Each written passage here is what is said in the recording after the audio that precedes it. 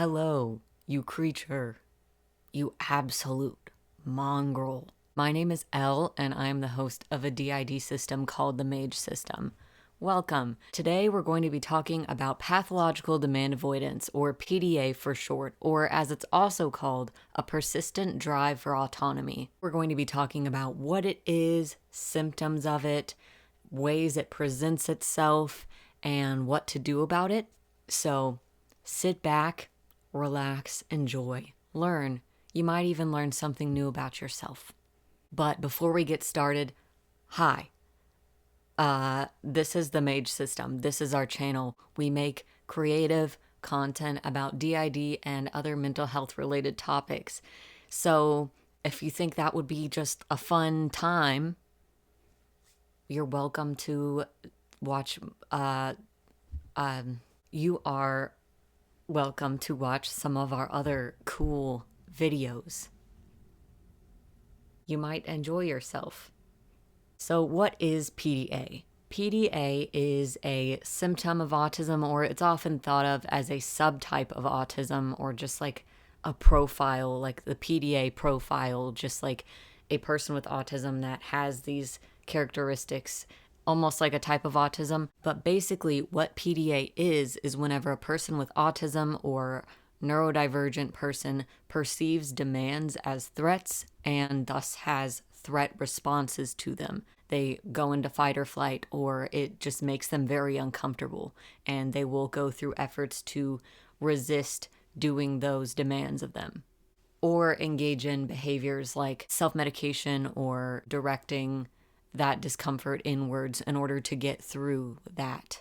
So a lot of the information about PDA online is about children, and I think a lot of the reason for that is because a lot of parents want to know why their autistic child is resisting demands that are made of them. And so I wanted to talk about that, but I also want to talk about adults because we're probably adults or teenagers here, so that would be more relatable to you, wouldn't it?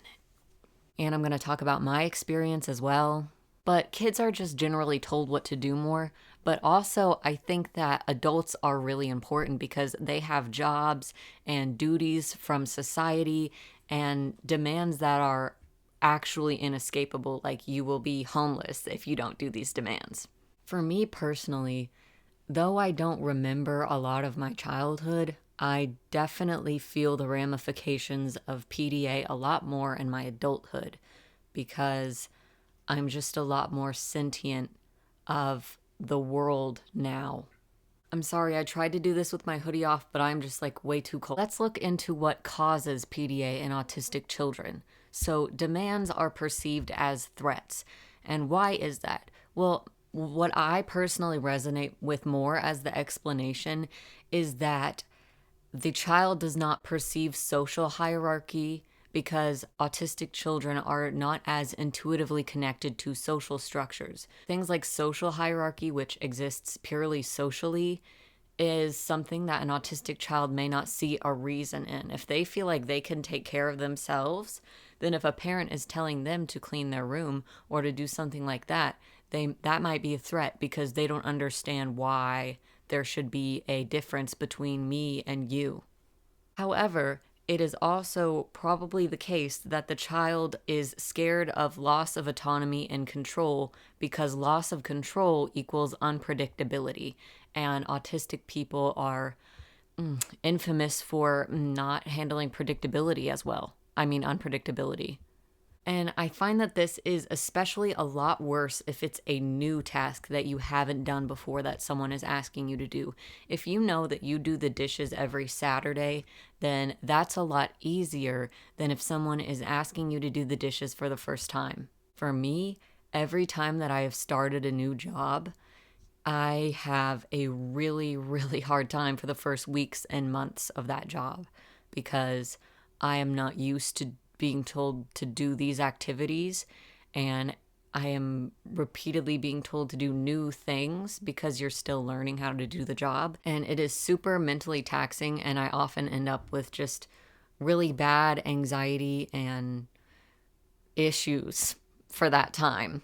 But it's important to understand that we are not having adverse reactions to being told what to do because we hate doing these tasks necessarily. You can be fine with cleaning, you can enjoy cleaning, but because you are told to do them. If I'd come up with the idea to clean my room on my own, it would be a lot easier and I wouldn't mind doing it. But if someone else tells me to clean my room, that's a lot more stressful because someone else is telling me to do it. And so oftentimes I think parents or people in authority will see that and think that you are just being lazy because you just don't want to clean your room and you're making excuses. But the truth is that I would clean my room if you didn't tell me to. One thing that I've heard mentioned as a symptom of PDA is being smart but doing poorly in school. Of course, because there's demands being made of you that you just don't get down with because they're demands. So maybe you're not putting your best foot forward. I have some stories for this because I thought I would just interject my personal experience throughout this video. So when I was in second grade, I wasn't doing my work. Like, I just wasn't doing it. I don't remember this. I don't remember making this decision. I don't remember why, but I just wasn't doing my work. And so I remember the teacher, I was standing at her desk in front of the class, and she was like getting on to me and getting mad and yelling at me, which when I think about that, why are when I think back on how like my elementary school and stuff, teachers would fucking yell at you. They would tell you to all different forms of telling you to be quiet that were not so nice. And I just think about that now and I'm like, man, I can't believe a lot of teachers do that. Like, I feel like that's not good. Like, I don't know how to get small children to do what you want them to do. So I'm not like saying but I just feel like that's a bit much. But yeah, she was yelling at me and I ended up getting in school suspension for it. But I remember while she was yelling at me, I was like sitting there fidgeting with my skirt and I was just thinking about like squares in the middle of squares in the middle of squares in the middle of squares. Looking back, I was definitely trying to escape mentally from what was happening. Also, I remember this one point, it may be fourth grade, I don't know for sure. Apparently, very, very fuzzy. I was lining my markers up and standing them on end next to each other instead of doing my work. And my teacher came up to me and she was like, I'm going to take a picture of this. I'm going to send it to your parents so they can see that you're not doing your work. My parents don't care. So now we're going to talk about ways that these social demands are often avoided or dealt with. The first way is lying. This could be, oh, I can't go. I have a migraine. I can't do jury duty. The defendant is my dog walker, so I'm biased because I like him. In kids and adults, it can be faking that you're sick. Also for kids, it can have a fantasy element. There's often a common example of, oh, I can't do that. My legs are broken. So the next thing that you can do, not that you should do it or that I'm telling that just can't, is distraction. So this could look like changing the subject whenever someone tells you to do something, or just telling jokes, just trying to get them away from it so that, I don't know, just buying time, I guess. Another thing is manipulation. Oftentimes, people with PDA might use social strategies to avoid demands. People with PDA often have better social skills than other people with autism because they can use those to negotiate their way out of doing demands or having to do something. And they're often more skilled verbally because we realize that speaking can help us preserve our autonomy.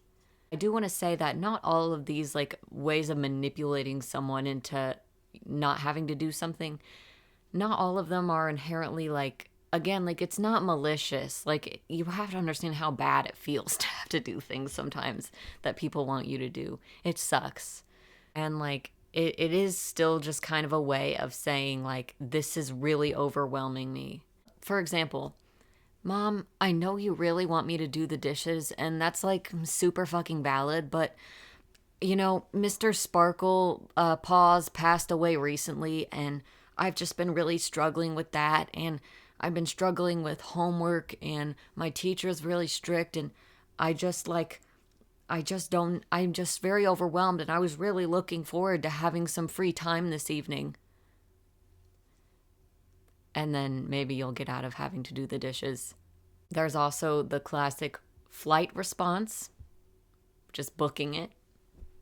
If you run away, you won't have to do the dishes. At least, not here. What? Then there's the self-harm reaction. If you can't scream, cry, or run, oftentimes in order to regain control, the only way is to inflict that on yourself. That is something that I used to do a lot. If I didn't have any tools at my disposal, I would just use my gosh dang fingernails because I just didn't have any other way to take out or regain control over my situation whenever, yeah. And there's also anger reactions. It can be things like, you always do this to me, you never blah, blah, blah, blah. Or it can just, we can just skip to the screaming and throwing things part, which kind of brings me to the next one, which is meltdowns. And this is a big point that I'm going to really talk a lot about with you. From autism.org, a meltdown is an intense response to an overwhelming situation. It happens when someone becomes completely overwhelmed by their current situation and temporarily loses control over their behavior. This loss of control can be expressed verbally, e.g. shouting, screaming, crying, physically, e.g. kicking, lashing out, biting, or in both ways. A meltdown is not the same as a temper tantrum. It is not bad or naughty behavior. When a person is completely overwhelmed and their condition means it is difficult to express that in another way, it is understandable that the result is a meltdown. So this is often something that happens a lot with autism. So neurotypical people, if you're overwhelmed enough, yeah, you'll have that reaction. If you've been really pushed to the edge, then you'll have that reaction. But for people with autism, it's a lot easier. In my experience, this is like whenever so many things are happening that each thing becomes just like an increasingly unwithstandable punch to the gut until you just curl into a ball on the ground and scream and cry with terror, fear, anger, and sadness. You can't speak unless it's abstract sentences that don't make any sense. Time flies really fast, or you can't remember bits and pieces of what happened. I will alternate often from screaming bloody murder to crying like a child, and then switching abruptly to just being very straight-faced and stoic all of the sudden until the next wave comes. There can also be a panic attack response, which are very similar to meltdowns in my opinion. Panic attacks, in my own words, are extreme reactions of anxiety that are comparable to that of someone being threatened with death or eternal man-made horrors beyond my comprehension, which is obviously different from merely an anxiety attack. This may include hyperventilating, racing heart, inability to speak clearly, crying, feeling like you're going to die or that you're going crazy. If you know and love someone with autism who has these, or if you have autism yourself, it is very important to not treat these as an angry outburst or a temper tantrum, and to treat them instead as a panic attack or an anxiety attack, because that's essentially what meltdowns are. They're an extreme reaction of extreme anxiety whenever something is too much. I feel like for too long, we have treated autistic children and adults who have meltdowns as just unruly, difficult, but like, that's not what it is. It's not what it is. You basically just have, it's an extreme, I feel like I'm going to say the same thing over again many times. And listen up, you all. Meltdowns maybe are not just the result of an immediate demand that is happening to you, especially if you're an adult. Oftentimes, they will be a result of a stack of demands that piles up until you get the straw that breaks the camel's back. All due to just the general feeling of loss of control in your life, which is devastating. And I assume this is a lot more common in teenagers and adults because you can understand the true reality of the world and society. Not to be a doomer about it, but we just are basically, we just do what we're told for the rest of our life when you grow up. This can happen from just work and paying taxes or paying bills. So I'll tell you about a meltdown that I had 2 days ago. So I got a new job recently, and it's quite like it's like a 40-minute drive from my house. It's just a bit much, and I was driving home and I had to go pick up my medicine and I was out of it, so I needed to pick it up today. I decided to just go a route that I was pretty sure would take me there, but it turns out it didn't, and I was just sort of taken somewhere far away, and I was just like, okay. And then I saw my car was almost on empty and that I also needed to get gas before I went home. And I hate getting gas. And this is so wrong. I shouldn't have to do any of this. Why is this happening to me? Upon the realization that I also needed to get gas after taking several wrong turns in order to get to the pharmacy, I just started screaming, like just bloody murder. like over and over and over again. And I obviously had to pull over so that I wouldn't crash my car. And so I just stayed there screaming and crying for a while until I could drive home. So I don't know what the point of me sharing that with you was, but I don't know, maybe that did something for you. Who knows?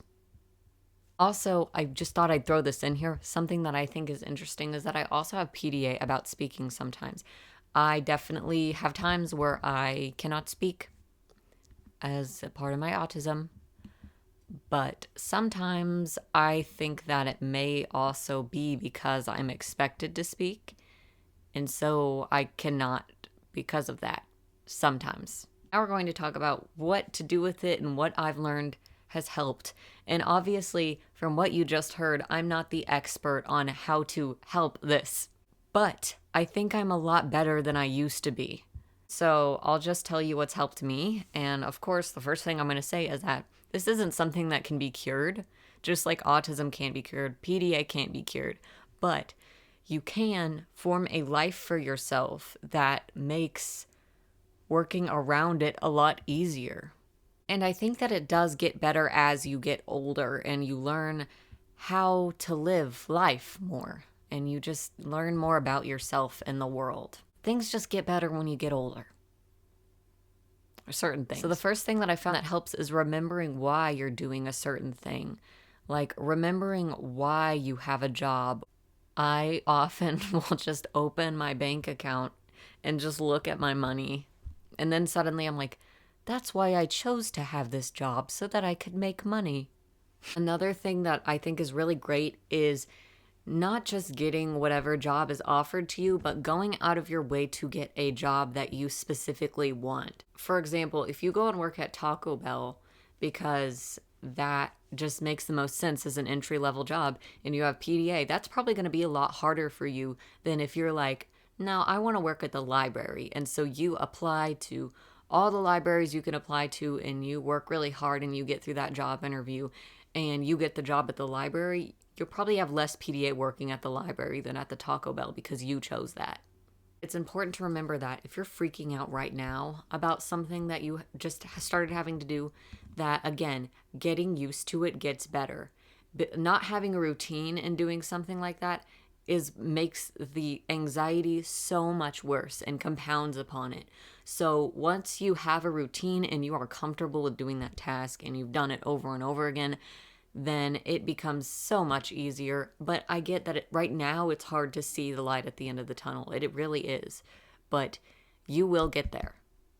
Next thing is if you're really chill like that, maybe you can even get some accommodations. Maybe you can get some, like, I don't know. I'm tired. I mean, this is coming from someone I'm definitely not asking for accommodations anytime soon because I would like to keep my job or something. or just make sure my boss likes me, which I know is very sad, but that's kind of the truth, is that whenever they ask you in job interviews, Lashley, let me know if there's any accommodations we can make for you, if you have any conditions. Don't actually say anything because they might not give you the job, which is fucked up. Anyways, keep up the manipulation, girlies. And I know that sounds terrible, but it works. Just be smooth like that. Use that vocabulary of yours, that logical reasoning skills, and gaslight, gatekeep, girl boss. No, okay, I need to not say that. Okay, don't manipulate so that you don't have to do the task, but manipulate it into making it easier or making agreements or things like that. Which at that point, it's not even manipulating, it's just advocating for yourself. So, whatever. That's all I have on the itinerary today to discuss with you people. So, thank you for watching. I am definitely going to... Thank you for watching.